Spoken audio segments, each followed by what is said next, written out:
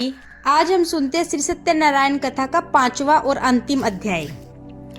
सूत जी बोले, हे ऋषियों, मैं और एक कथा सुनाता हूँ, उसे भी ध्यान पूर्वक सुनो। प्रजापालन में लीन तुंगध्वज नाम का एक राजा था। उसने भी भगवान का प्रसाद त्याग कर बहुत ही दुख सहन किया। एक बार वन में जाकर वन्य पशुओं को मारकर वह बड़ के पेड़ के नीचे आया। वहां उसने ग्वालों को भक्ति भाव से अपने बंधुओं सहित सत्यनारायण भगवान का पूजन करते हुए देखा। अभिमानवश राजा ने उन्हें देखकर भी पूजा स्थान में नहीं गया और ना ही उसने भगवान को नमस्कार किया। ग्वालों ने राजा को प्रसाद दिया, लेकिन उसने वह प्रसाद नहीं खाया और प्रसाद को वहीं छोड़कर अपने नगर को चला गया।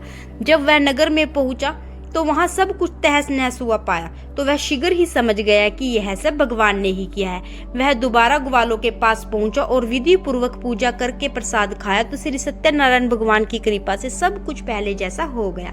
दीर्घ काल तक सुख भोगने के बाद मरणोपरांत उसे स्वर्ग लोक की प्राप्ति हुई। जो मनुष्य परम दुर्लभ इस व्रत को करेगा तो भगवान सत्यनारायण की अनुकंपा से उसे धन धान्य की प्राप्ति होगी।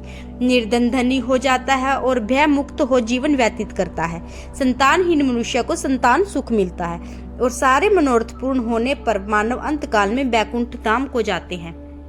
सूत जी बोले, जिन्होंने पहले इस व्रत को किया है, अब उनके दूसरे जन्म की कथा कहता हूँ। वृद्ध सतानंद ब्राह्मण ने सुदामा का जन्म लेकर मोक्ष की प्राप्ति की। लक्कड़हारे ने अगले जन्म में निषाद बनकर मोक्ष की प्राप्त किया। उल्का मुख नाम का राजा दशरथ होकर बैकुंठ को गए। साधु नाम की वैश्य ने मोर ध्वज बनकर अपने पुत्र को आरे से चीर कर मोक्ष पाया। महाराज तुंगध्वज ने स्वयंभू होकर भगवान में भक्ति युक्त होकर कर मोक्ष पाया। इस प्रकार श्री सत्यनारायण व्रत कथा का 5वां अध्याय संपूर्ण हुआ।